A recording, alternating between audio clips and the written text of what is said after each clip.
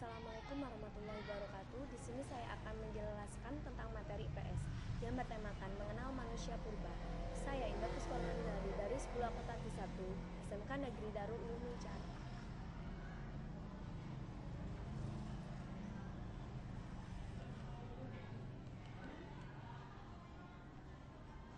Di bawah ini akan dipaparkan beberapa penemuan penting fosil manusia di beberapa tempat.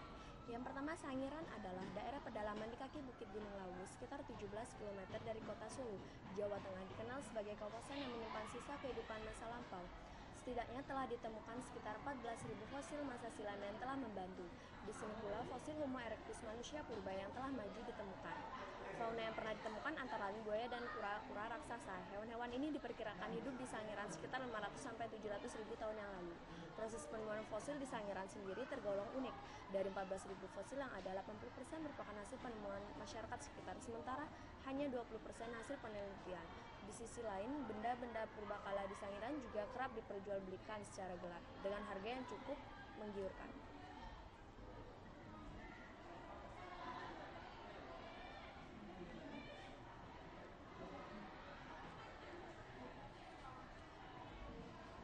B. Trinil Ngawi, Jawa Timur. Sebelum penemuannya di Trinil, Eugen Dubois mengawali temuan Pithecanthropus erectus di desa Kedung Brubus, Pilang Kenceng, Madiun, Jawa Timur. Pada saat Dubois meneliti dua horizon atau lapisan berfosil di Kedung Brubus ditemukan sebuah fragmen rahang yang pendek dan sangat kekar dengan sebagian peraga rahang yang masih tersisa. Trinil adalah sebuah desa di pinggiran Bengawan Solo, masuk wilayah administrasi Kabupaten Ngawi, Jawa Timur. Ciri-ciri Pithecanthropus erectus sebagai berikut. Tinggi tubuhnya kira-kira 165-180 cm, badan tegap, hidung lebar dan tidak berdebu, volume otaknya 900 cc, makanannya bervariasi yaitu tumbuhan dan daging hewan buruan. Wajah tidak mempunyai dagu. Temuan Homo erectus juga ditemukan di Ngandong, yaitu sebuah desa di tepian Bengawan Solo, Kabupaten Blora, Jawa Tengah. Tengkorak Homo erectus Ngandong berukuran besar dengan volume otak rata-rata 1100 cc.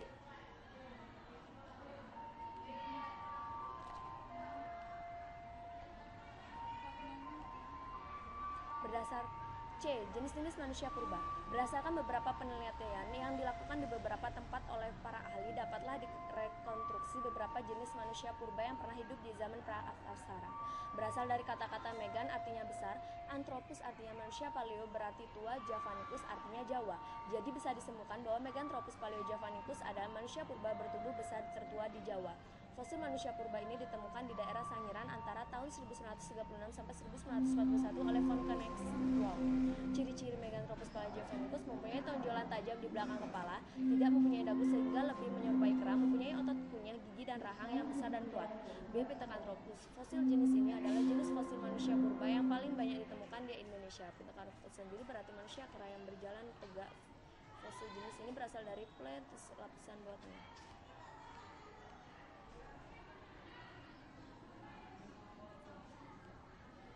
Terdapat 3 jenis manusia Pithecanthropus yang ditemukan di Indonesia.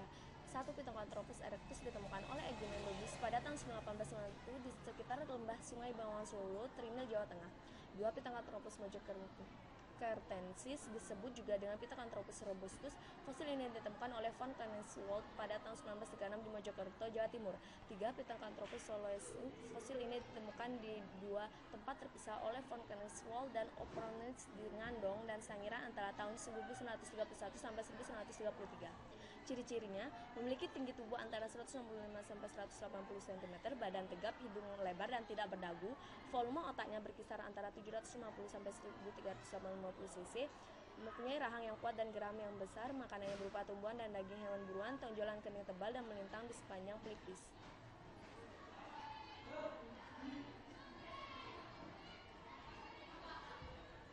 Jenis Homo. Homo sapiens merupakan sebuah spesies dari golongan mamalia yang dilengkapi otak berkemampuan tinggi. Dalam antropologi kebudayaan, manusia dijelaskan berdasarkan penggunaan bahasanya, organisasi mereka di masyarakat manajemen, serta perkembangan teknologinya. Manusia pada dasarnya adalah makhluk budaya yang harus membudayakan dirinya. Manusia sebagai makhluk budaya mampu melepaskan diri dari ikatan dorongan naluri serta mampu menguasai alam sekitar dan alat pengetahuan yang dimilikinya. Ciri-ciri Homo sapiens: tinggi tubuh 130-210 cm, berat badan 30-150-90, otak lebih berkembang daripada Meganthropus dan Pithecanthropus punya gigi dan rahang sudah menyesat, mempunyai ciri harasmagloid dan astramelanosoid, tonjolan kening sudah berkurang dan sudah berbagi. Pengolongan manusia Homo sapiens.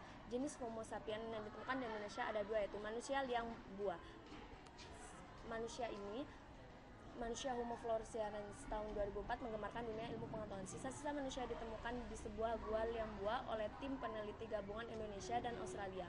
Sebuah gua yang sangat lebar dan tinggi dengan permukaan tanah yang datar, merupakan tempat bermukim yang nyaman bagi manusia pada masa praaksara.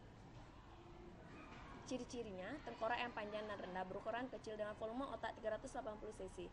Kapasitas kranial tersebut berada jauh di bawah Homo erectus 1000 cc, manusia modern Homo sapiens 1400 cc, dan bahkan berada di bawah volume otak Spencer 450 cc.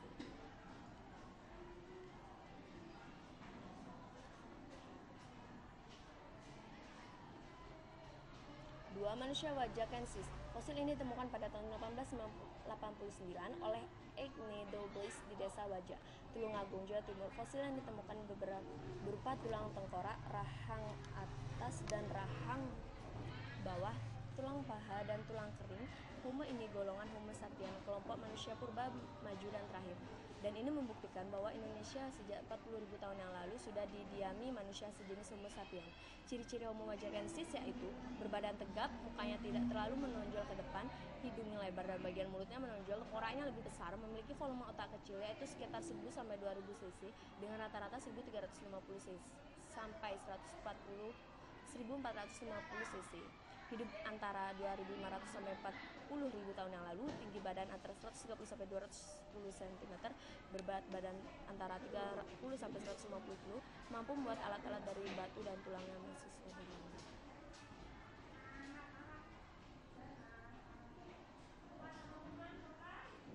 Perdebatan antara Pithecanthropus ke Homo erectus.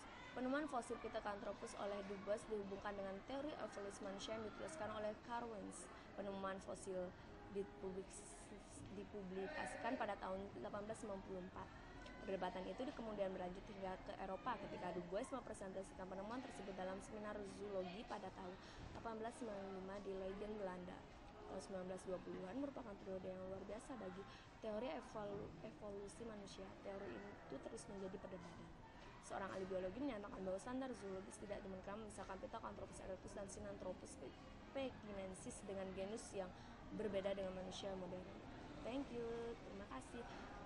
Itu tadi materi IPS yang bertemakan mengenal manusia purba. Semoga bermanfaat.